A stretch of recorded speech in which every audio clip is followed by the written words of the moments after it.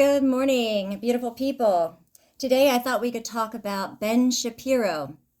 Now, Ben wasted very little time putting out a video response to the assassination of Charlie Kirk.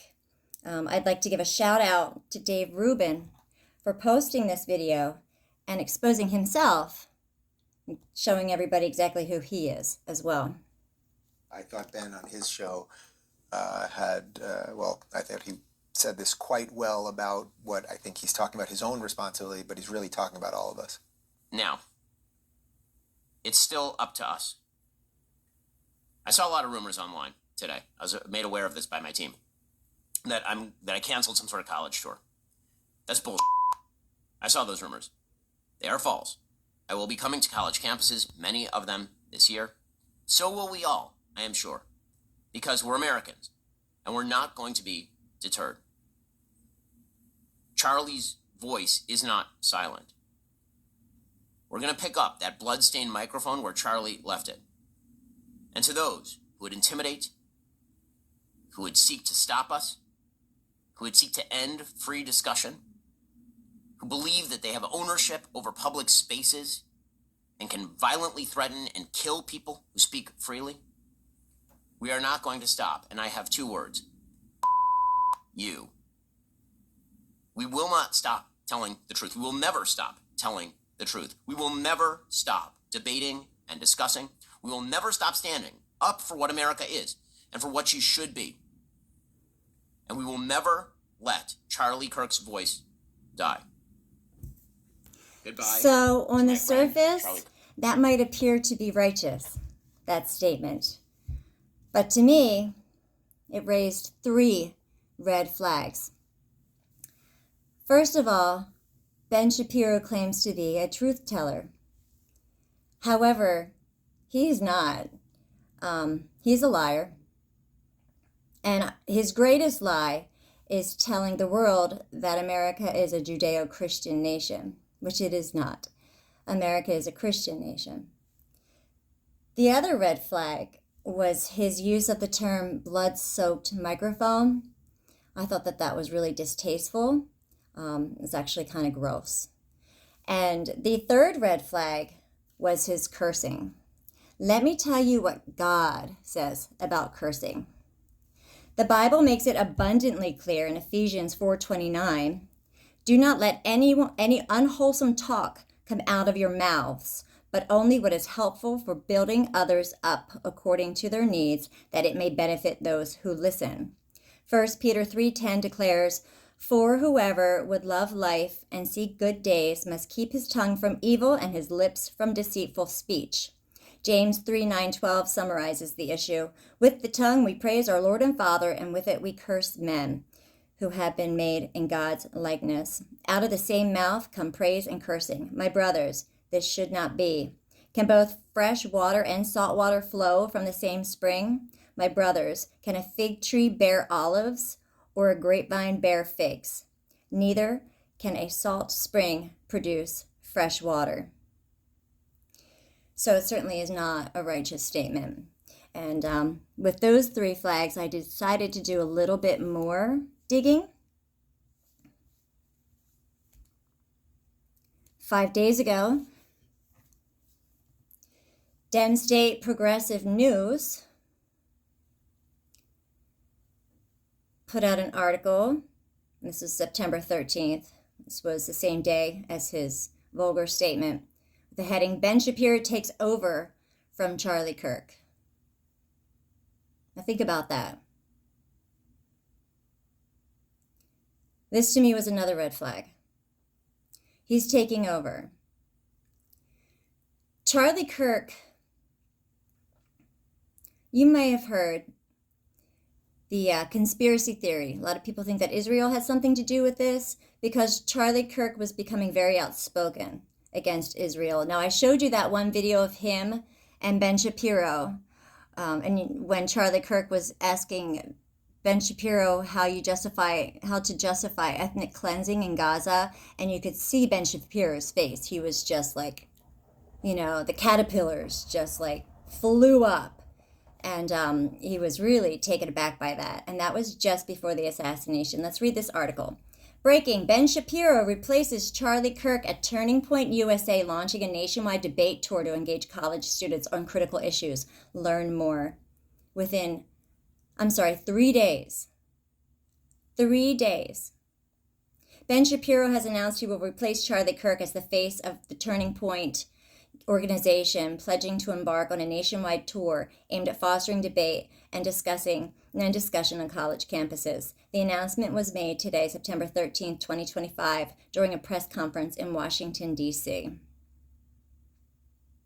So Charlie Kirk, who was becoming quite outspoken about the genocide in Israel and Israel's stronghold over America, Israel dictating American policy, he's going to be replaced by a pro-Israel commentator. Does that make any sense to any of you guys? So I decided, let's dig into Ben Shapiro. Let's find out as much as we can about Ben Shapiro. Let me see here. What can we find on Wikipedia about Ben Shapiro? Okay. Born in 1984, American conservative political commentator, media host, and attorney. He writes columns for Creator Syndicate, Newsweek, and Ami Magazine, and is editor emeritus of the Daily Wire, which he co-founded in 2015.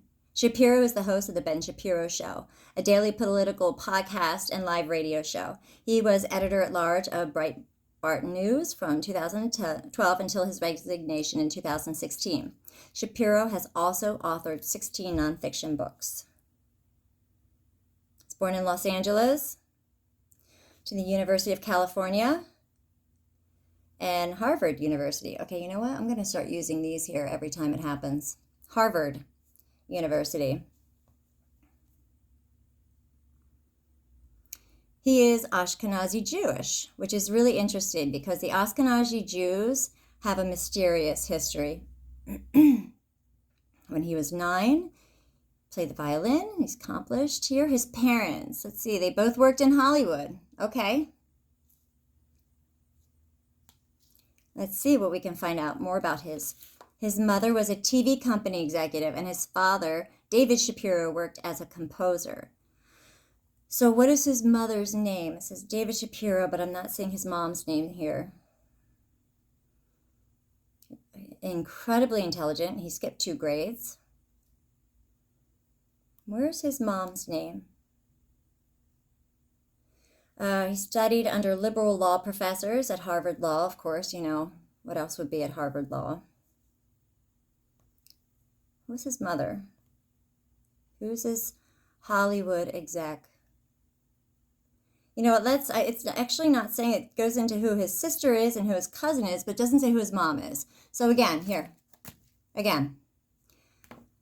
updated January 6, 2025, Ben Shapiro was born in 84, Jewish family in Burbank. Okay, here, his parents, David and Sherelle Shapiro, are both television writers.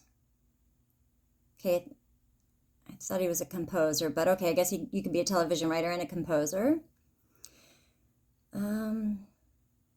He attended a Hebrew school growing up, graduated from Yeshiva University High School, Orthodox Jews. I want to know more about his parents, his Hollywood parents, because it's interesting, not only are they Ashkenazi, who have, some believe, come from the Khazarian Empire, and they were murderous blood drinkers, by the way, the Khazarians.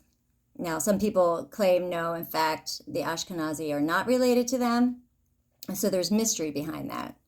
But also the fact that they're associated with Hollywood, they're Hollywood Jews, is, you know what, I'm going to have to use this for that one. Because Hollywood Jews, we know what they're doing. We know what Hollywood Jews are doing.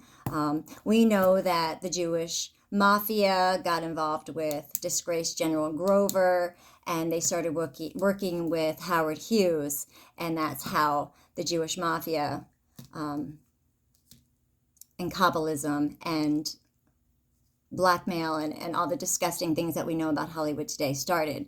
Now, Countless people, including Roseanne Barr, have come forward to say that these people in Hollywood are murdering and drinking the blood of children and babies.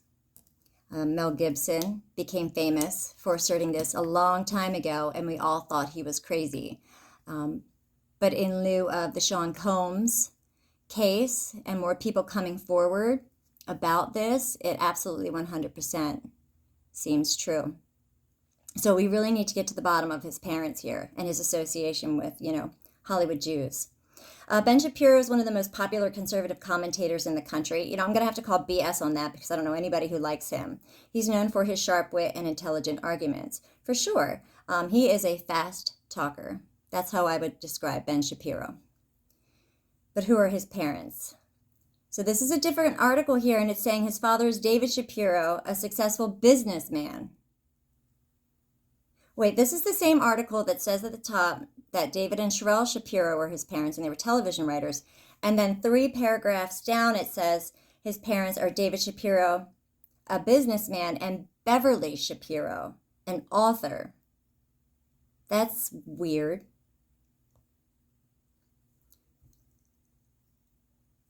What's going on here? So is it Sherelle or is it Beverly? And why is there a discrepancy in the same article? Let's see what else we can find. Okay, here's something different here. Different article. Ben's father, David Shapiro, successful business. Okay, what's going on here? What are Ben Shapiro's parents' professions? Ben Shapiro debates student using arguments. Where are his parents? Why is this so hard to find out who his mom is? Okay, let's go into familycelebs.com. Let's see what they say. Family celebs. Okay, now they say his mother's name is Michelle Shapiro. So we've got Sherelle, Beverly, and Michelle. 3 different names for his mom. All right, let's keep looking. Let me see if I can find a picture of her. Okay, it looks like this is his mother. Who's this woman, you guys? Who is this Hollywood Jew? If you know his mom's real name, please put it in the comments, because this is really confusing to me. All right, how about this here? This looks interesting. ledil.fi/scandals/Ben Shapiro parents. Let's see what that has to say. Okay, that won't load. Never mind.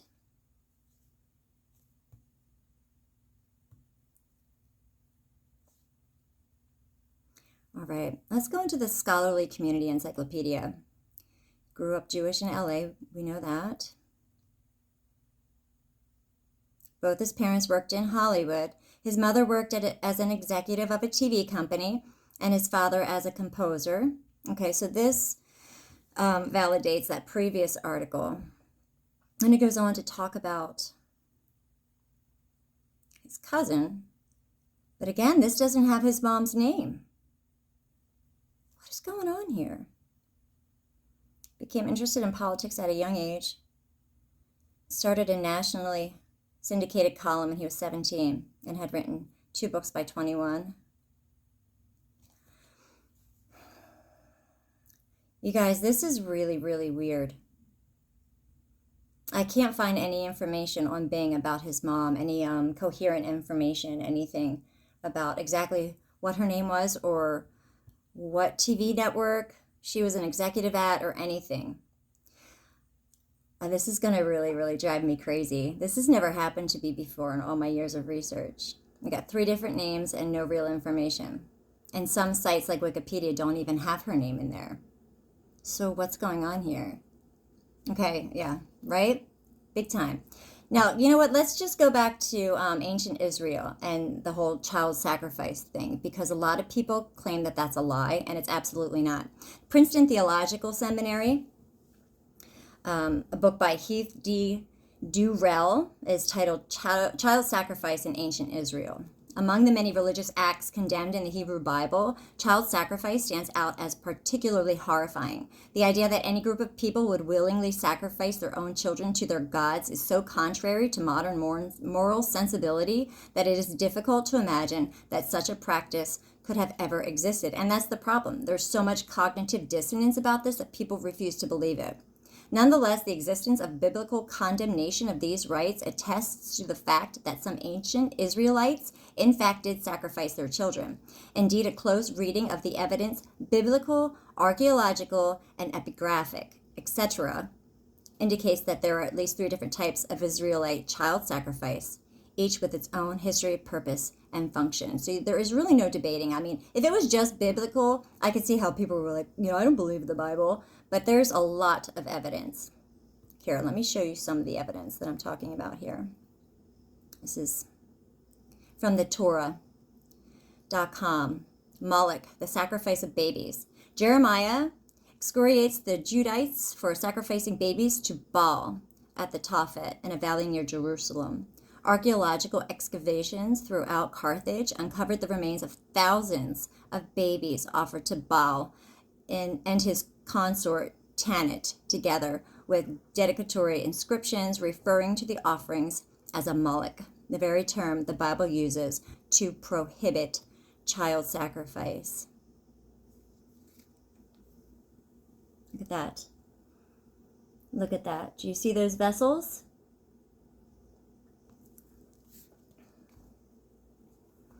That's where they would put their babies.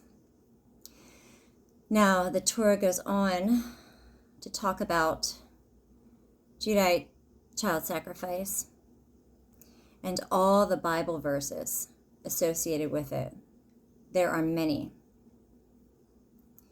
Ezekiel 20:24, inasmuch as they did not do my laws, and they spurned my statutes, and they profaned my Sabbaths, and their eyes went after the foul things of their fathers.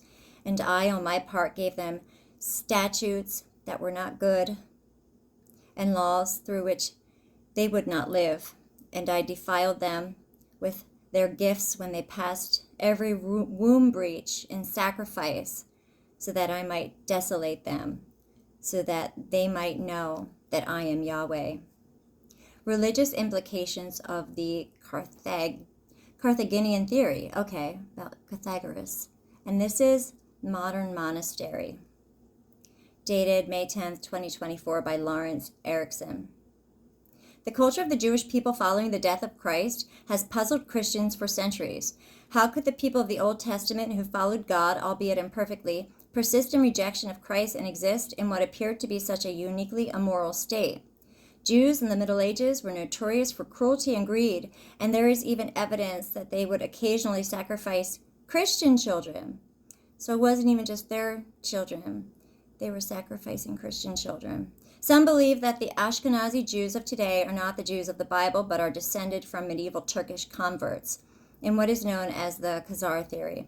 However, genetic testing contradicts this, and Sephardic Jews don't seem to have had a significantly better reputation. The only problem with the genetic testing is that Judaism loves converts, much like the Muslims do. They're all about converts. In fact, I had my best friend in college was Jewish, and she was adopted, and she told me that Jews love to adopt outside of their religion because they want, they really want to be able to convert everybody to Judaism. So that's why the genetic testing, you really can't go by it because there were so many converts, even from the beginning. So these Ashkenazi Jews, they may not have actually been blood descendants, but rather converts, and very well. If that's the only argument against the Khazar theory, and it's not a very strong one, it's not a good one at all. I don't even think it's a valid one. Now, if you don't know about the Khazarian Empire, again, they were the murderous and blood-drinking people. Anyway, genetic testing, Sephardic Jews don't seem to have... Okay, in a more theological, plausible theory, medieval Christians believed that the Jews were cursed due to their murder of Christ, with St. Thomas Aquinas and Pope Gregory IX saying that they were sentenced to perpetual servitude due to their rejection of Christ. Well, I wouldn't take anything that the Catholic Church says at value, with value, let's see, while that could certainly explain their loss of nationhood, and they were sentenced to perpetual servitude due to their rejection of Christ. Well, that could certainly explain, their loss of nationhood and the destruction of the Second Temple. It's also clear that much of this corruption predated Christ, or they never would have had him crucified in the first place. A different theory put forward by Ron Unz, UNZ, in the article Professor John Beatty and the True Origin of the Jews may provide additional context as to why they rejected Christ, why they have continued to be so obstinate in their rejection, and why they seem to have such a unique streak of cultural immorality. The theory states that the bulk of modern Jews descended from Carthaginian Phoenician converts who began to convert to Judaism following the Roman destruction of Carthage in 146 BC. If this is true, the implications of it extend beyond genealogy. So that would explain why the DNA says otherwise. A brief summary of the Carthaginian theory. For those who have not read the article, the Carthaginian theory perfectly solves a strange puzzle with regard to modern Jewish origins. Unz summarizes the puzzle as follows. Most mainstream experts seem to quietly concede that Sand was correct in arguing that by the time of the Roman Empire, the overwhelming majority of the Jews living along the shores of the Mediterranean were probably of convert stock, having little ancestry from the Israelites of Palestine. Yet the genetic evidence painted a very different picture for the major subsequent Jewish population.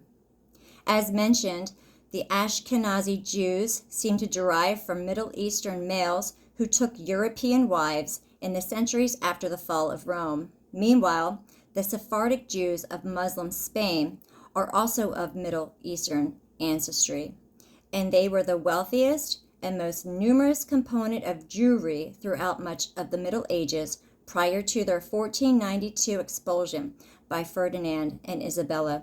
And I touched on that briefly in my Netanyahu video, and if you haven't seen that, I suggest you definitely check that out because it does back up a lot of this. Spain threw out the Jews. If only a small fraction of Jews had roots in Palestine, it appears quite odd that these would have become the ancestors of both the Sephardic and the... Really? Okay. So if only a small fraction of Jews had roots in Palestine, it appears quite odd that these would have become the ancestors of both the Sephardic and male Ashkenazi lines. Genetic evidence seems to conflict with strong literary and historical evidence. These seemingly contradictory bodies of evidence are brought together by the Carthaginian hypothesis. The Carthaginians, Phoenicians, were a Canaanite people, closely related to the Judeans. And so the difference between the two would not be picked up by our insufficiently precise genetic testing. Carthage also had a massive empire of roughly 4 million people, and so it would have provided an ample source of converts around the Mediterranean. I don't want to get sidetracked, but I'm having this thought in my head, and I want to share it with you. My sister did my ancestry years back, and it came back. It said that I believe it was 2 or 3% Jewish. And then months later, I got an update from Ancestry.com, and it stated that I wasn't Jewish at all. So that'll give you a little bit of an idea about how inconcise DNA testing is. You know, it was like Ancestry.com ethnic cleansed me. It was very strange. Now back to what we were reading about Carthage.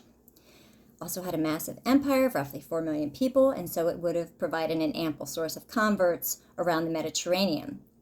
After the destruction of Carthage by Rome, the defeated and stateless Carthaginians would have found the religion of their devout cousins very attractive, given that it prophesied a Messiah. Whew. This is a lot of information, you guys. Uh-oh, it just went blank. Let me see if I can pick this back up. Wow, that's Weird. It was talking about the Messiah, and then I lost it here.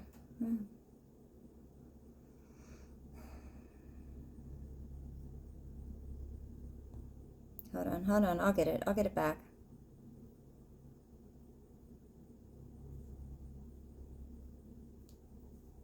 Okay, got it back. Given that it prophesied a Messiah that would save their people, the Carthaginians were also known for being excellent merchants and urban dwellers, similar to modern-day Jews, but quite different from the peasants of Judea. As we will examine below, this theory would also connect modern Jews with the Canaanite ancestors of the Carthaginians. Now that's fascinating. Genesis 9:25, and he said, "Cursed be Canaan, a servant of servants shall he be unto his brethren." The Bible uses the term Canaanite to refer to the indigenous pagan tribes in the land of Canaan. Is this actually saying that the state of Israel is occupied by Canaanites? Pagan tribes of the land of Canaan, modern-day Israel and Lebanon. The story of the Canaanites begins with their namesake, Canaan.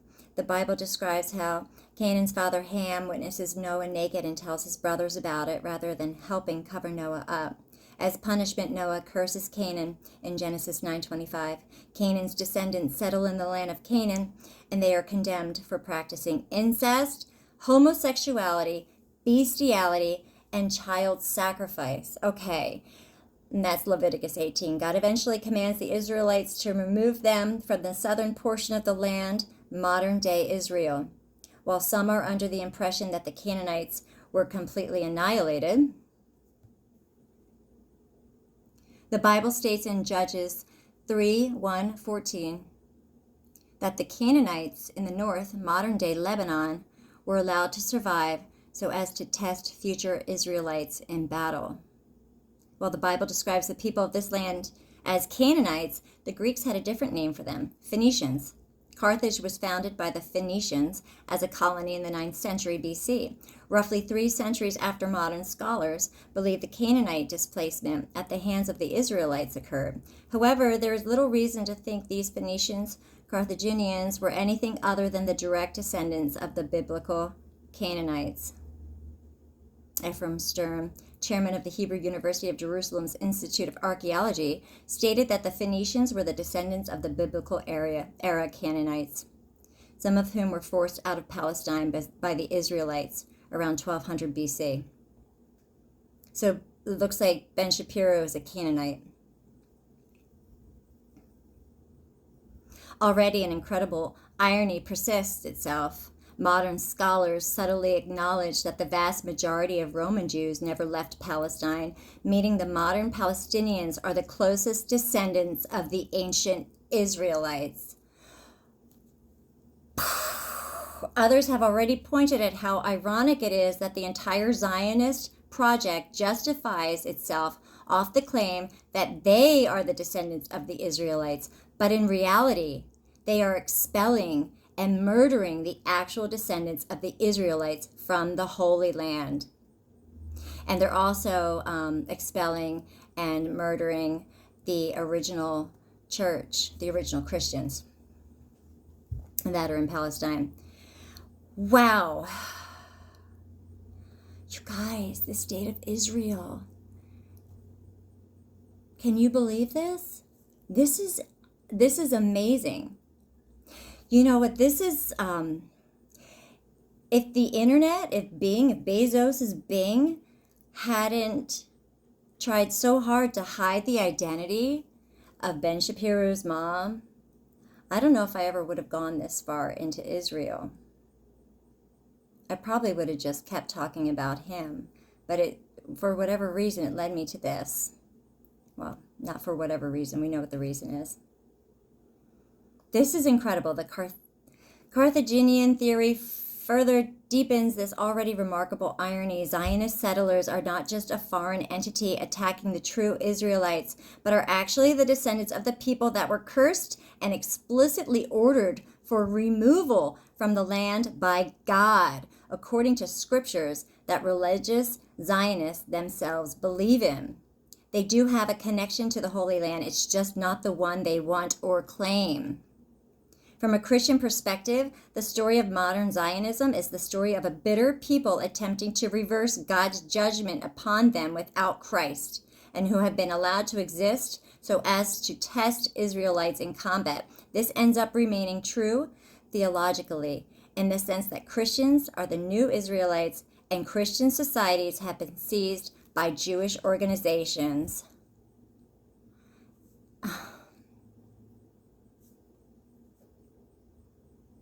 And it's also become true again literally, in the sense that Israelite descendants are now physically in combat with Canaanite descendants in the Holy Land. This is incredible. Defining modern Judaism, it is commonly believed that modern-day Jews are followers of the Old Testament, only differentiated from Christians by their rejection of Jesus as the Messiah. The Hebrew scriptures seem to clearly point to Jesus as the Messiah, leaving Christians frustrated for centuries over the Jewish refusal to accept this. However, the scholarship of Professor Israel Shahak has shown that the modern Jewish religion includes a wide variety of strange, seemingly pagan practices. And again, if you look into Kabbalah, which was like super popular in Hollywood, if you remember all the celebrities, I think it started with like Sandra Bernhard, and then she got Roseanne Barr to join, and they were all wearing those red bracelets. If you Google celebrities in Kabbalah, you'll see exactly what I'm talking about. It's like satanic, you know? That's what Kabbalah is. So that's what they're talking about here. Wow. The pagan practices, their mysticism. Many have accused them of general devil worship, that Canaanite origins could provide greater clarity as to the essence of their beliefs. As we covered earlier, the Canaanites in the Bible engaged in a host of disturbing pagan practices, including child sacrifice. The Hollywood Jews. Explains everything, doesn't it? They're not actually descendants of Israelites. One might be tempted to think that 3,000 years is too long for any link to remain. Perhaps the migration to Carthage resulted in significant change to the Canaanite culture, or perhaps the destruction of Carthage and mass conversions to Judaism resulted in an overhaul of their religious practices. However, the historical record shows that this is not the case. Despite the distance between Carthage and Phoenicia, the Phoenician Carthaginians retained an unsevered connection with their native religion, and this included the practice of child sacrifice. For many years, it was doubted that the Carthaginians actually sacrificed children, but recent findings have proved overwhelming evidence that they did. An article in Haaretz, Haaretz, provides a useful summary. Though they dispersed throughout the Western Mediterranean, the Phoenicians remained united by their religious practices. For centuries, Carthage sent a delegation to Tyre each year to sacrifice at the temple of the city god Malkart. In Carthage itself, the chief deities were the divine couple Baal Haman, meaning Lord of the Brazier, and Tanit, identified with, what is this? I'm sorry. With, and then it just, Charte, I don't know, the most notorious characteristics of Phoenician. I'm sorry, I lost it here. Another intriguing continuity in the role is the role of Saturn in Jewish culture. The historian Eusebius records that the Phoenician supreme deity El was deified as the star Saturn. The Romans also linked Saturn with Carthaginian supreme deity Baal Haman, possibly reinforced by the fact that Saturn ate his children in Roman mythology. Roman and medieval Jewish sources attest that at least some form of Saturn Baal Haman worship remained even after the Carthaginians mass converted to Judaism. And we know that it's still Saturn worship is still alive and well. Look up black cube worship. Look up black cube sculptures, and you will see that they are scattered across the world. There's even one in New York City. There's quite a few in America, but they're scattered across the world. This is the black cube. This is Saturn worship. This is Satan worship. It's in our faces. The reason for the black cube is because if you look at Saturn, it's got a geometric shape on it. And that's associated with, that's the black cube. Wow, this is incredible. Shlomo Sela, professor in the Department of Jewish Thought at Bar Ilan University, analyzed the works of Abraham Ezra, a prominent medieval Jewish commentator, who wrote a lengthy work attempting to defend the link between the Jews and Saturn. Sela wrote that this link is historically vouched for in almost all the sources which have been presented above to demonstrate the persistence of the Saturn-Jewish connection from antiquity to the Middle Ages. Thus, both Tacitus and St. Augustine asserted that the Jews made the Sabbath a day to honor and worship Saturn. Lest anyone think that this was just Roman or Christian propaganda, Sela also states that Jewish society at the Talmudic period recognized the same association is shown by the fact that the Babylonian Talmud, Shabbat 156a it says here, refers to Saturn as Shabbatay, the star of Shabbat.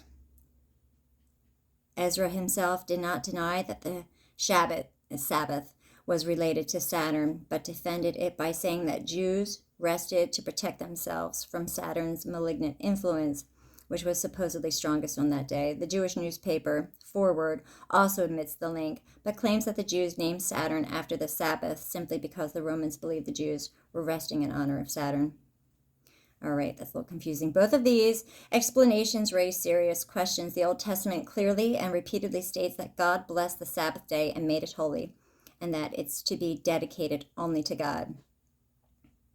If devout Jews rest for Saturn, even if we are to believe that it's to protect themselves, it's still going against God's word. Another intriguing continuity is the role of Saturn in Jewish culture. Oh, I think I already read that. I'm sorry. This is just unbelievable. Wow. My mind is so blown right now. Professor Shahak pointed out how modern Judaism is fixated on rituals, sometimes without regard to whether God or Satan is being worshipped.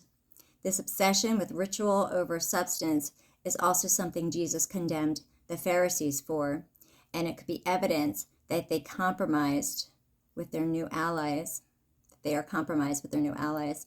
One can easily imagine that the Pharisees may have started off with good intentions in their mission to convert the Carthaginian masses, but found them more stubborn than hoped. Tempted by the wealth and power that these potential new converts could bring them, the Pharisees eventually made a bargain with them, downplaying differences of theology and emphasizing areas of less controversy, such as superficial rituals and the coming of the Messiah. As a result, Carthaginian Saturnism gradually infected the Pharisees, and this new syncretic religion blinded them to the Messiah that would not revive the empire. A tragic fall in this fashion would really just be a rhyming of history, as the Old Testament includes many stories of the Israelites being negatively influenced by surrounding pagans. Saint Stephen. Oh, you gotta excuse me, guys.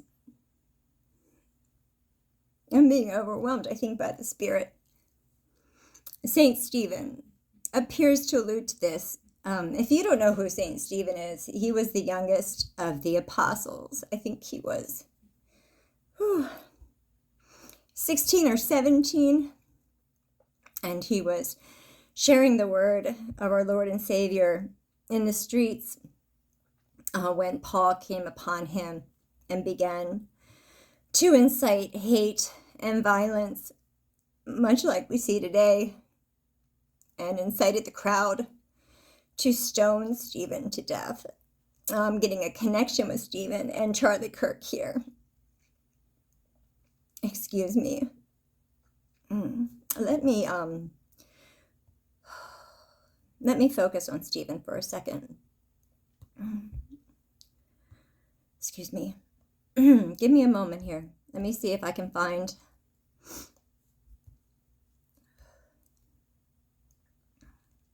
what I'm looking for. Stephen in the Bible.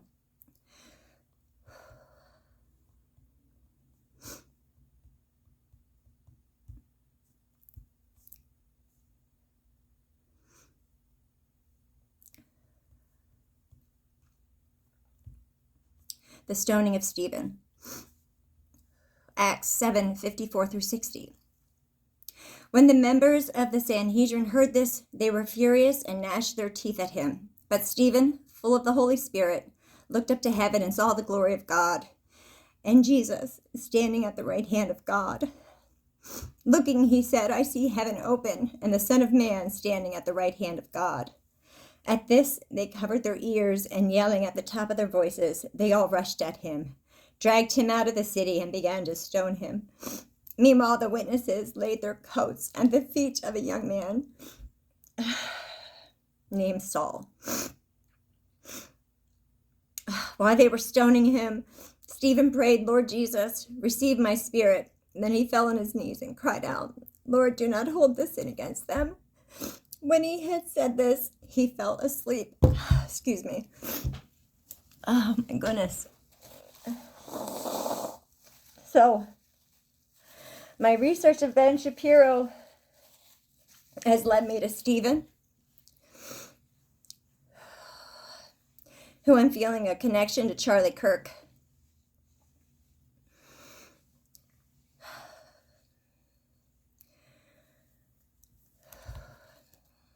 That's really interesting, you guys. Let me see if I can get back to what I was doing here. Let me see here if I can pull it together. Where was I? Talking about Canaanites, state of Israel, how they're murdering the true Israelites and the original church of Jesus Christ. Here it is. Let me start over. A tragic fall in this fashion would really just be a rhyming of history, as the Old Testament includes many stories of the Israelites being negatively influenced by surrounding pagans. Saint Stephen appears to allude to this in his speech to the Sanhedrin. It's going again. Where he compares their actions to those of disobedient Israelites in the Old Testament, including some who decided to worship Moloch and Remphan over God. Acts 7:43. Yea, ye took up the tabernacle of Moloch and the star of your god Remphan, figures which ye made to worship them, and I will carry you away beyond Babylon. Remphan or Remphan is the Egyptian name for Saturn. Stephen is referencing Amos 5:26 when he refers to the star of Remphan. But ye have borne the tabernacle of your Moloch, and Chion, your images, the star of your god, which ye made to yourselves. And that, when I read that, I see the star on the Israeli flag. Stephen is referring to the state of Israel's flag, the star. Okay. Wow. Amos 5:26. Chion is the Hebrew name for Saturn, and the Jameson Fawcett Brown Bible commentary on this verse states that Saturn was probably represented with a star symbol probably there was a figure of a star on the head of the image of the idol to represent the planet Saturn. Hence, images correspond to star in the parallel clause. It seems quite possible that the Carthaginian influence led to a revival in the usage of this star of Saturn symbol, and is what led Stephen to refer to this specific verse. I believe Stephen is referring also to the star on the flag of the state of Israel. Wow. Not many Christians seem to be aware of this, but there is no mention in the Old Testament of any sort of star of David or star symbol for David or anything else that could plausibly link David with the modern Jewish symbol. This got a lot heavier than I thought it was going to. This page also states that Arab and Jewish sources refer to the hexagram as the seal of Solomon. Okay. Judeo-Christian magic, such as the 1st century magical work, the Testament of Solomon. Non-canonical work.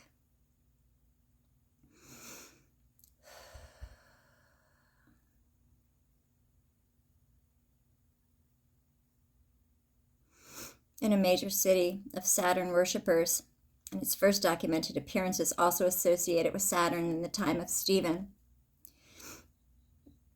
It also seems highly likely that Carthaginian pagan influence played a role in the Jewish corruption that led to Christ's crucifixion, as Canaanite influence did with the spurning of Amos.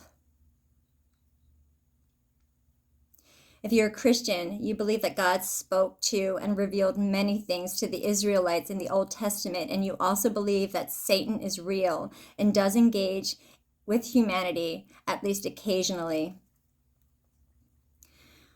Wow. You know what, guys? I think that's a good point to stop. What I'm going to do is I'm going to get myself together. I'm going to meditate on the fruits of the Spirit. I'm going to meditate on love and peace and wisdom and courage and joy and all the fruits of the Spirit. Get myself together, and then I'm going to go on Google. I'm going to go on DuckDuckGo, and I'm going to see if I can get to the bottom of this mystery of who Ben Shapiro's mother was, this Hollywood Jew, and why she's been scrapped from Bing and Wikipedia. Thank you so much for joining me. I hope you have a lovely day, and God bless. I love you. I'll talk to you soon. Bye-bye.